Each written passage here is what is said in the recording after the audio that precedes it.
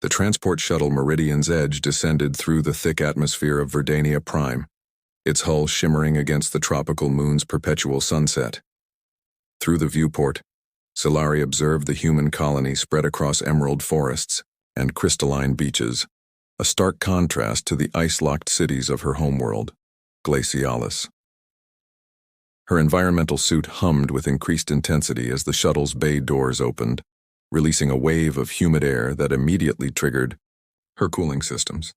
The suit, a marvel of Glacian engineering, maintained her body temperature at precisely -12 degrees Celsius, optimal for her physiology but requiring constant adjustment in this alien environment. Ambassador Solari, announced the shuttle pilot, "We've received clearance for docking Bay 7. The human diplomatic team is waiting." Solari adjusted her ceremonial rank insignia and checked her suit's readings one final time. The humidity levels were already pushing her equipment's parameters, but she'd endured worse during her diplomatic training. What concerned her more was the informal nature of these humans, their tendency toward emotional displays and casual physical contact that violated every protocol she'd been taught since childhood. The docking bay doors slid open with a pneumatic hiss and Solari stepped onto Verdanian soil for the first time. The air shimmered with heat waves, and she could feel her suit working harder to maintain equilibrium. Before her stood 3 humans in lightweight clothing that seemed woefully inadequate for any civilized being. "Welcome to Verdania Prime, Ambassador," said the tall man approaching her. His dark hair was slightly damp with perspiration, and his smile was unnervingly genuine. "I'm Commander Kai Thorne, Colonial Administrator. This is Dr. Elena Vasquez, our Chief Xenobiologist, and Lieutenant Jack Rivera, Security Liaison." Solari performed the formal Glacian greeting, a precise bow with arms at specific angles. "I am honored by your reception, Commander Thorne. I trust the negotiations will proceed according to established protocols." Kai's smile faltered slightly. Of course, though, we'd hoped to show you some of our colony's hospitality first. Elena has prepared a tour of our research facilities, and we've arranged accommodations in our coolest quarters. "That will not be necessary," Solari replied, her voice modulated through her suit's speakers. "I prefer to maintain professional boundaries during diplomatic missions. When may we begin the trade discussions?" Dr. Vasquez stepped forward, her expression curious rather than offended. "Your environmental suit is fascinating, Ambassador. I've never seen such sophisticated climate control.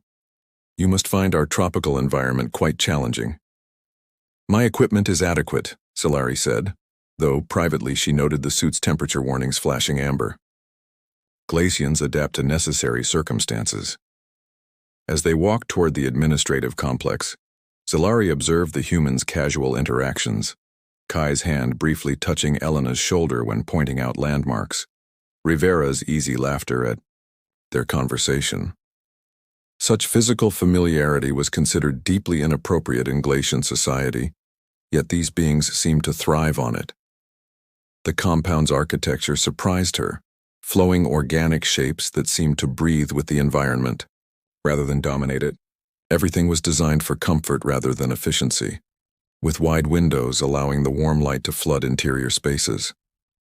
"Your quarters are here," Kai said, gesturing to a suite with reinforced cooling systems. "We've tripled the air conditioning capacity, though I'm afraid it's still warmer than your homeworld." Solari's suit registered the room temperature at 28 degrees Celsius, scorching by her standards, but manageable. "This will suffice. I require 2 hours to adjust my equipment and review negotiation parameters." "Of course," Kai replied, though she caught something in his expression, disappointment. "We'll reconvene for dinner at 1800 hours. Elena's prepared some traditional Verdanian cuisine, adapted for your dietary requirements." As the humans departed, Solari sealed herself in the quarters and began system diagnostics.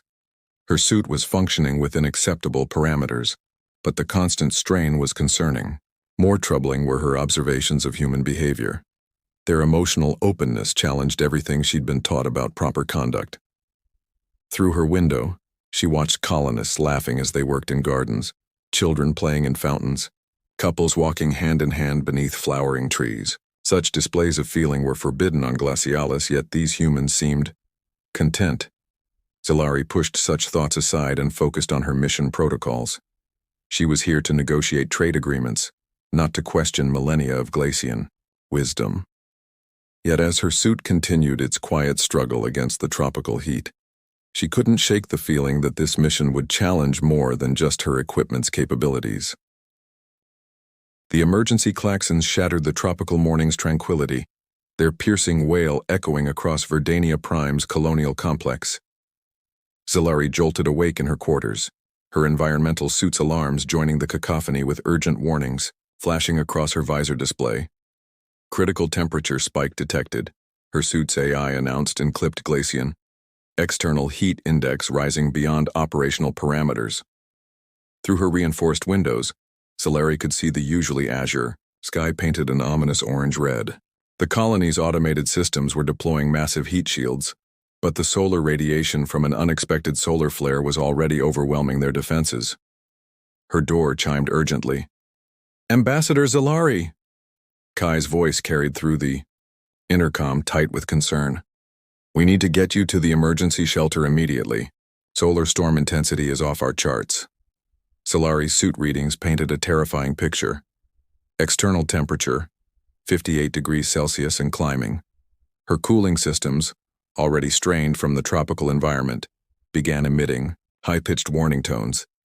The internal temperature gauge showed her body heat rising despite maximum cooling output. "My suit," she began, but her words were cut short as the first wave of superheated air hit the complex. Her environmental controls screamed in protest, several subsystems failing in rapid succession.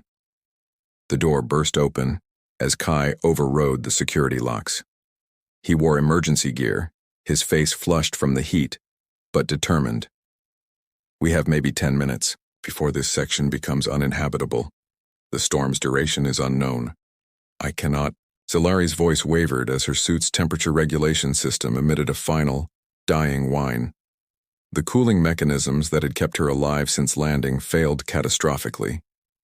Heat flooded her sealed environment, and she felt her consciousness wavering as her body temperature spiked toward dangerous levels. "Elena!" Kai shouted into his communicator while moving toward Zalari. "Medical emergency in Section 7. The ambassador's life support is failing." Dr. Vasquez's voice crackled through the static-filled response. "Shelter cooling systems are at capacity. If her suit fails completely, she'll need immediate intervention to prevent heat stroke." Zalari's vision blurred as the temperature inside. Her suit climbed past the point where her physiology could compensate. Her green skin, normally cool to the touch, burned with fever. Desperation warred with deeply ingrained cultural taboos as she realized the horrible choice before her. "I must..."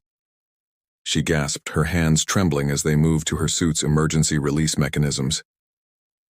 "Forgive me. What are you doing?"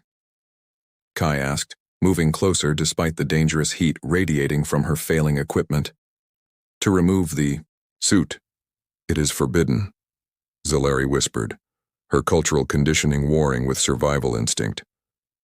"But I will die if I do not." Without waiting for his response, she triggered the emergency release sequence. The suit's outer shell split along, predetermined seams venting superheated air in a cloud of steam. Beneath, her form-fitting undergarments were soaked with perspiration, clinging to her alien physiology. Kai's reaction wasn't what she expected. Instead of shock or disgust, his expression showed only concern and immediate action. He stripped off his own outer garments without hesitation, using the fabric to help cool her overheated skin. "Elena, now," he called urgently, while supporting Zalari's weakening form. "Bring emergency cooling packs and hydration fluids." Dr. Vasquez arrived with Lieutenant Rivera, both carrying medical supplies. Neither showed any judgment at Zalari's state of undress. Their focus was entirely professional, working to stabilize her core temperature while the solar storm raged outside. "Her physiology is remarkable," Elena murmured while applying cooling patches to Zalari's skin. "The way her circulatory system responds to temperature changes, it's like she's evolved for extreme cold adaptation." As the medical team worked, Zalari found herself overwhelmed not by shame, but by the humans' immediate acceptance of her vulnerability. They treated her exposure as a medical necessity, nothing more. On Glacialis, such a situation would have resulted in exile or worse. The storm's intensity is weakening, Rivera reported, monitoring external conditions. Temperature should start dropping in the next hour. Kai remained close, his presence oddly comforting despite her cultural conditioning. "You're safe," he said quietly, his voice cutting through her fevered delirium. "Your courage saved your life." "Courage?" Silari's voice was barely a whisper. "I have violated every protocol of my people." "You survived," Elena said firmly while checking her vital signs. "That's what matters. Your body temperature is stabilizing, but you'll need extended monitoring." The solar storm finally began to subside. Silari reflected on what had transpired. She had expected judgment, revulsion, perhaps even exploitation of her vulnerable state. Instead, she had found compassion and professional care from beings her people had always considered emotionally primitive. The humans had seen her not as an exotic alien to be studied or judged, but simply as someone in need of help. Their response challenged everything she had been taught about their species, and about the rigid emotional control her own people prized so highly. As Kai helped her to the medical bay, Silari realized that her mission to Verdania Prime had already changed her in ways she never anticipated. The solar flare had stripped away more than just her environmental suit. It had begun to dissolve the barriers she had built around her heart. The medical bay's soft blue lighting created a peaceful atmosphere far removed from the chaos of the solar storm. Silari lay on the bio-bed, her vital signs steady, but still elevated from her ordeal. The cooling blankets Elena had provided were a luxury she'd never experienced. Temperature regulation without the constant mechanical hum of her environmental suit. For the first time in days, she could truly observe her surroundings without the filtered interface of her helmet display. The medical facility was a study in organic curves and natural materials, so different from the stark geometric efficiency of Glacian architecture. Even in a clinical setting, the humans had incorporated elements of beauty and comfort. "How are you feeling?" Kai's voice drew her attention to the chair beside her bed.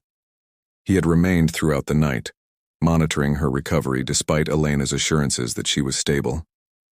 "Different," Silari replied honestly, her unmodulated voice carrying subtle harmonics that her suit's speakers had never conveyed. "I have never experienced such warmth without pain." Kai smiled, and she found herself studying the way the expression transformed his features. Glacians were taught that facial expressions were inefficient forms of communication, yet his smile conveyed layers of meaning, relief, care, even something deeper she couldn't quite identify. "Your people really forbid physical exposure?" he asked gently, clearly trying to understand her earlier distress. Silari's fingers traced the edge of the cooling blanket, considering how to explain millennia of cultural conditioning. On Glacialis, the body is considered a private vessel for the mind. To expose oneself is to display weakness, vulnerability. It invites judgment and intimacy. Intimacy? Kai leaned forward slightly, his expression curious rather than invasive. "Physical and emotional closeness are controlled on my world," she said, surprised by her willingness to share such personal information. "Reproduction is managed scientifically. Emotional bonds are considered inefficient, potentially damaging to societal order." The concept seemed to genuinely disturb him. "That sounds incredibly lonely." Lonely.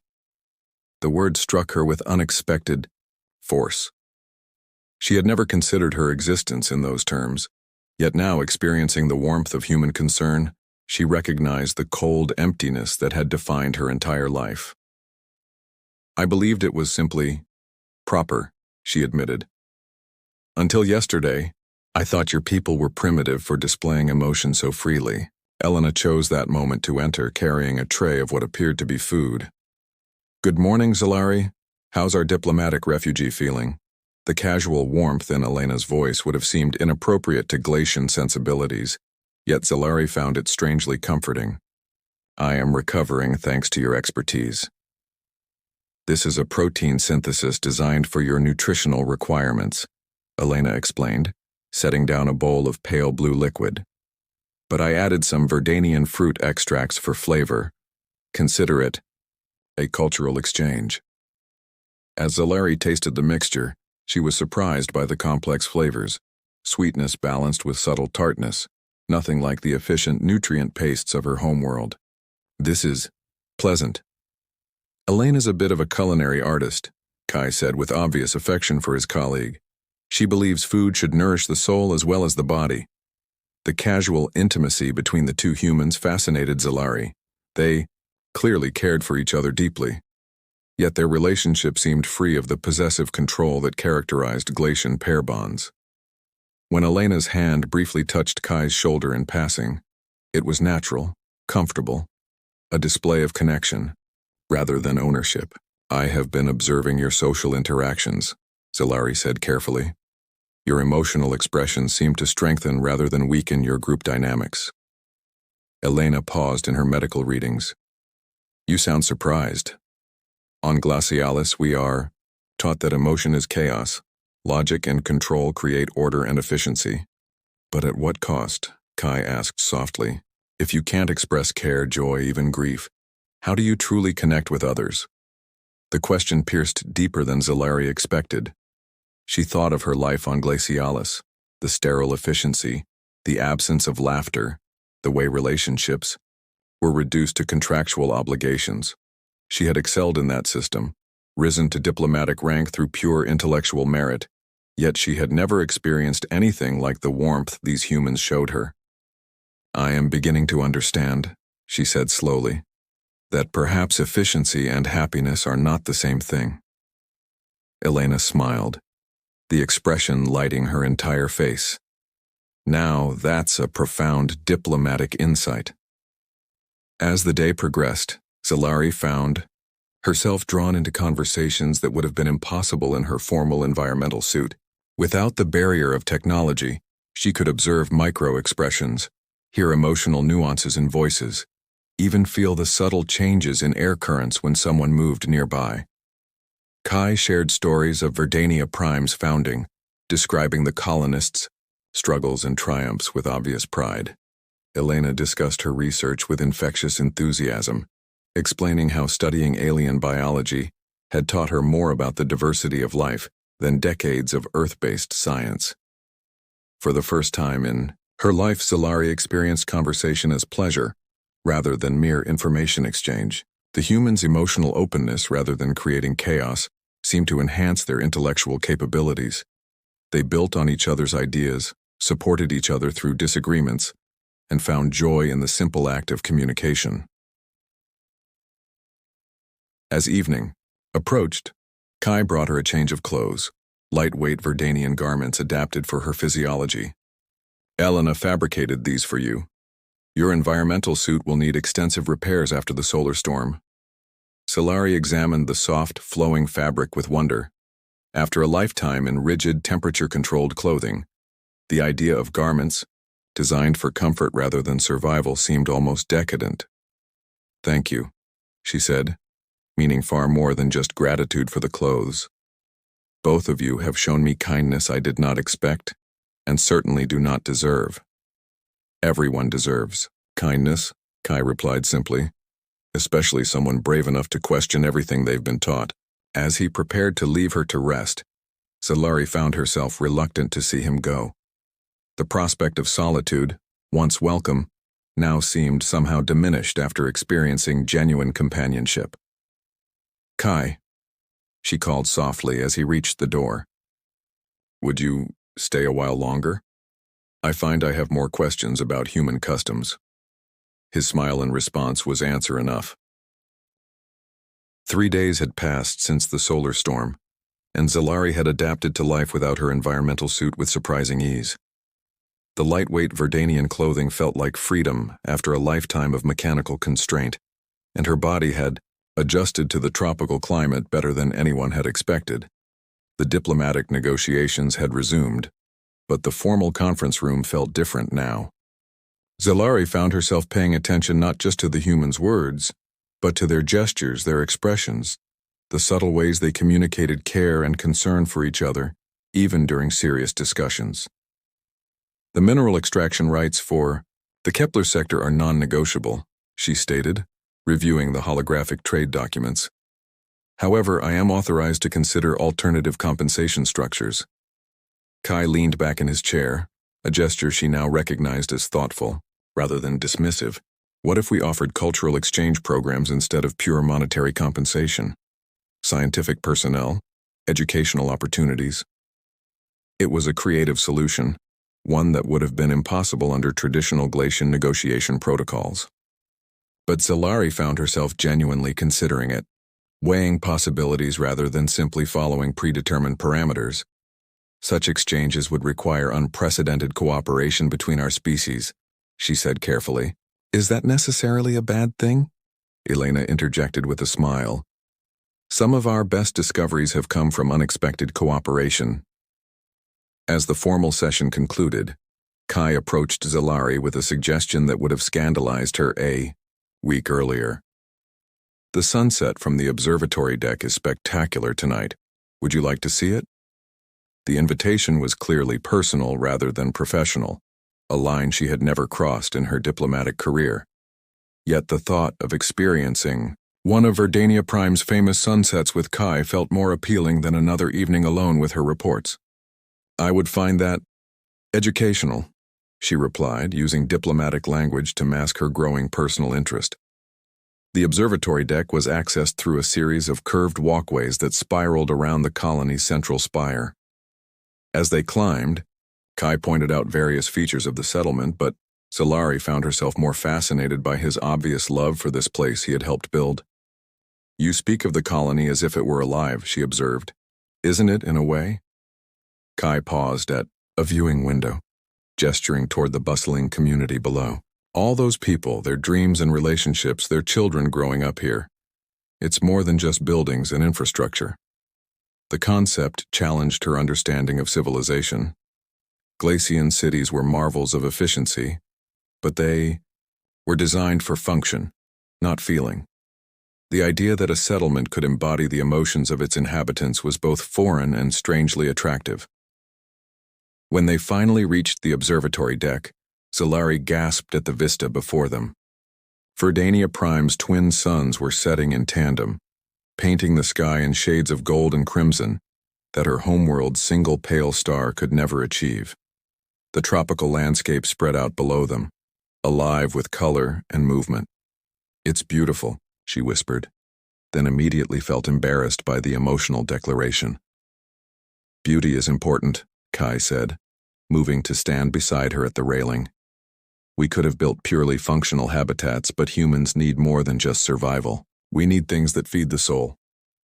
Standing so close to him without her environmental suit, Zalari became acutely aware of his physical presence, his warmth, the subtle scent of his skin, the way his breathing changed the air currents around them. These sensations, forbidden and overwhelming on Glacialis, felt natural here. On my world, she said softly, beauty is considered an inefficient allocation of resources. That's tragic, Kai replied, turning to face her. Beauty, wonder, joy. These aren't inefficiencies. They're what make existence meaningful. The intensity in his voice made her look up at him, and she found herself trapped by his gaze. For the first time in her life, she understood what humans meant by attraction, not the clinical compatibility assessments of Glacian reproduction, but something deeper and more profound. Zalari, he said quietly, his voice carrying undertones she was only beginning to recognize. These past few days, getting to know you without the barriers of protocol and technology, you're remarkable. Her cultural training screamed warnings about emotional entanglement, but her awakening heart whispered possibilities she had never imagined. Kai, what I feel is forbidden by my people, but not by mine, he replied, his hand moving slowly toward hers on the railing.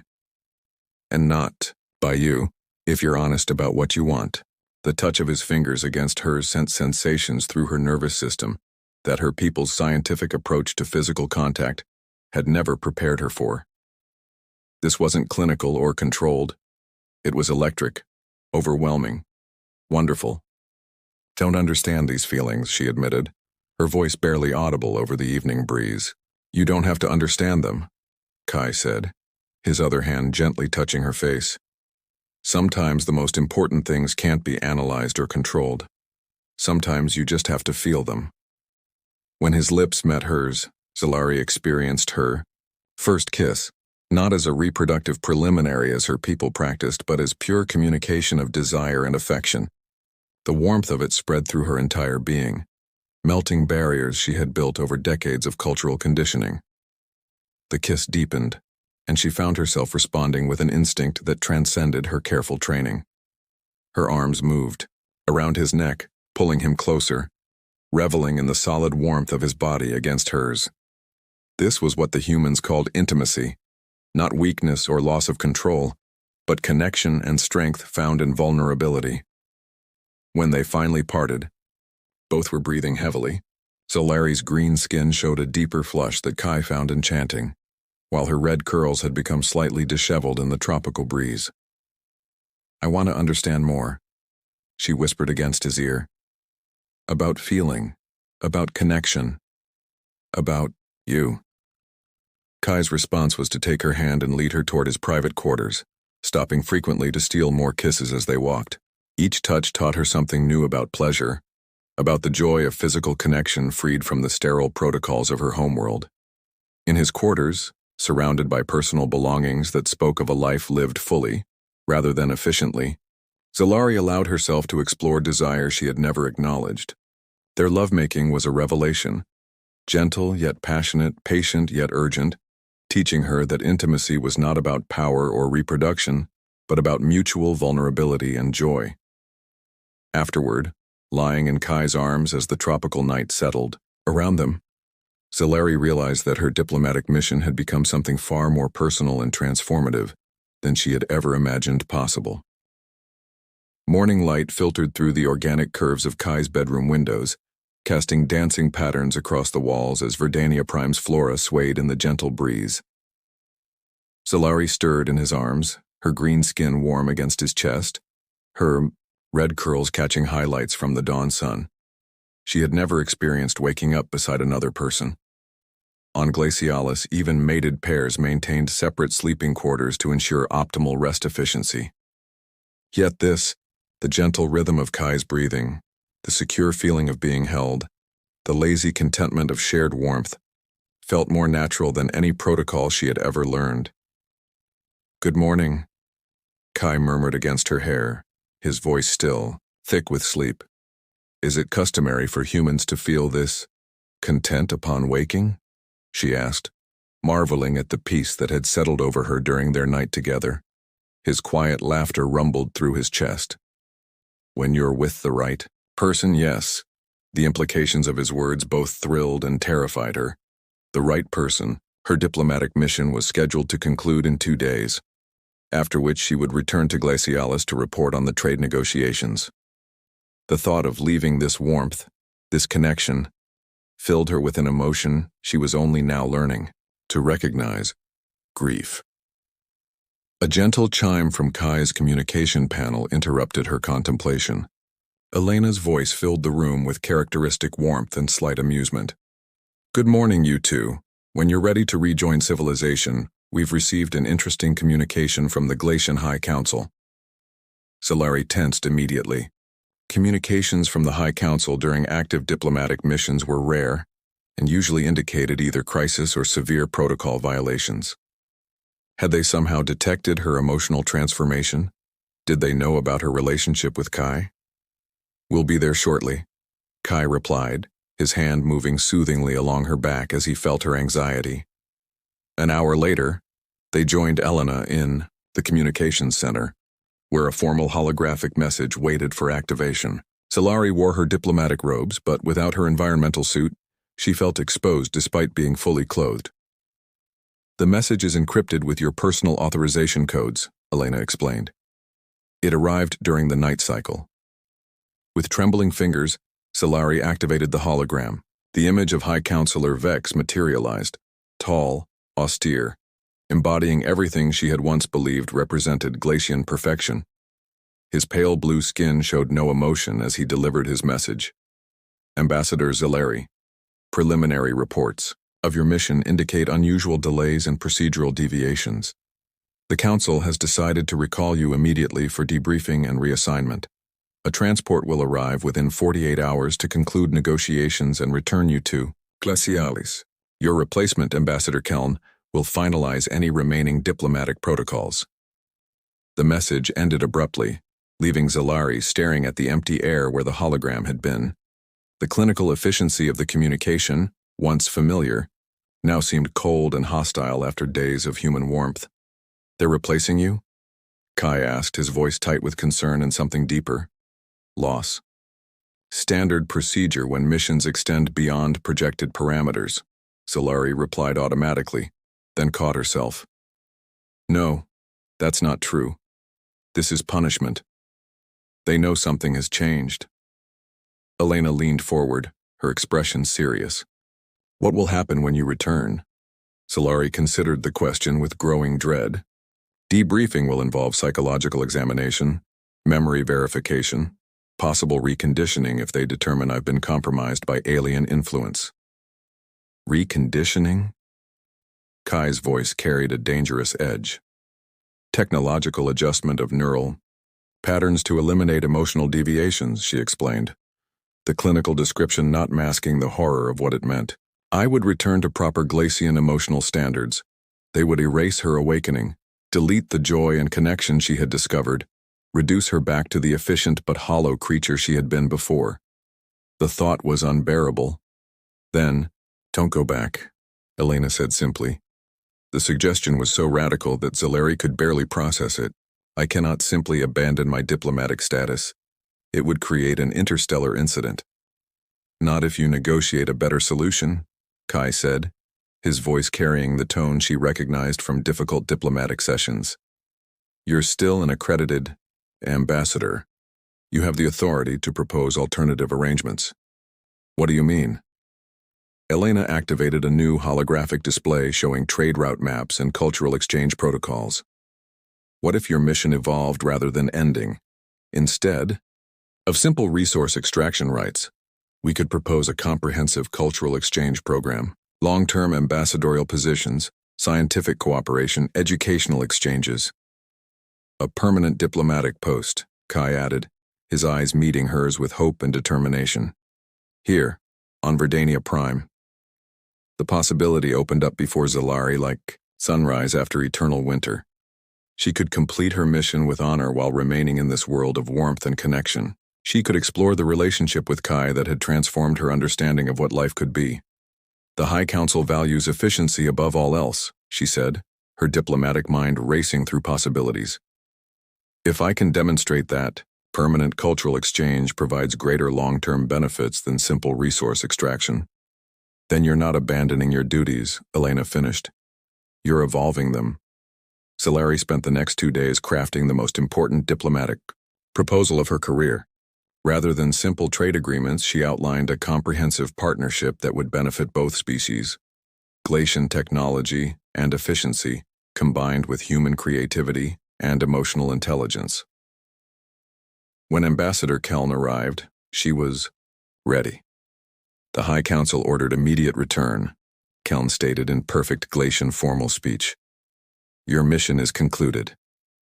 My mission is expanded, Zalari replied, presenting her proposal with newfound confidence.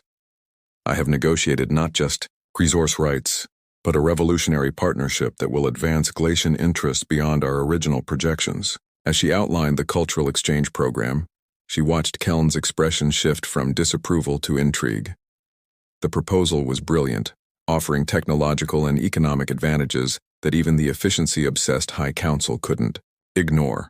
This will require unprecedented cooperation, Keln observed. Yes, Zalari replied, glancing at Kai who stood beside her.